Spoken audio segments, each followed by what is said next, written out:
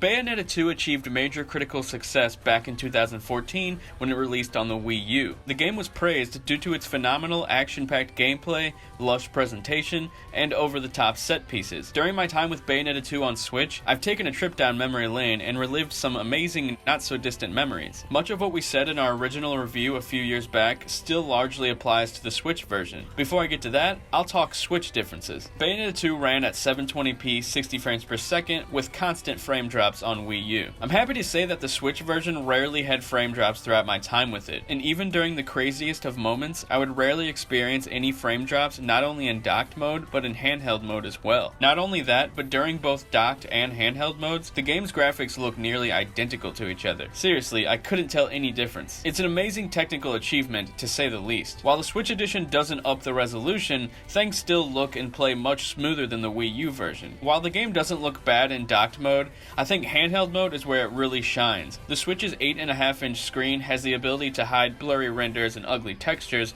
whereas in TV mode those types of things are much more apparent. However, for the most part, Bayonetta 2 has aged just fine in terms of its graphical fidelity, mostly due to its bright and explosive art style. Bayonetta 2 is among the few must-own titles on the Nintendo Switch. Now, onto our original review. Bayonetta 2 is an expertly crafted game from a team that not only understands the action genre, but understands video games as a whole. It's a game that appreciates you for utilizing everything you have in your arsenal to win. The game rewards you for being creative and skilled in your reaction speeds. The concept of Bayonetta is to be a stylish action game, according to Hideki Kamiya. I hope I didn't butcher that name. In order to pull this off, the developers have painstakingly created hundreds of animations for Bayonetta to pull off, depending on where you equip your weapons, as some can be attached to Bayonetta's arms and legs, which creates additional movesets. If you've never played Bayonetta, you might be thinking to yourself, how can this game play like a fighting game but still be approachable for all types of gamers? The answer is simplicity. In Bayonetta 2, you'll be pulling up some of the most insane acrobatics ever seen in a video game, but that doesn't mean the button layout to pull off these incredible combos has to be difficult. In Bayonetta 2, you can pull off crazy combos with simple button presses and feel satisfied as a player, but still have the opportunity to grow as the game goes on. You'll be punching, kicking, shooting, slicing, and whipping your way to victory with some of the most outlandish visuals you will ever lay your eyes on. One of the most important features in Bayonetta 2 is witch time, which allows you to go into a Matrix-like slowdown to perform powerful combos on an enemy. This is achieved by dodging an enemy's attack at the exact moment before it lands by pressing ZR.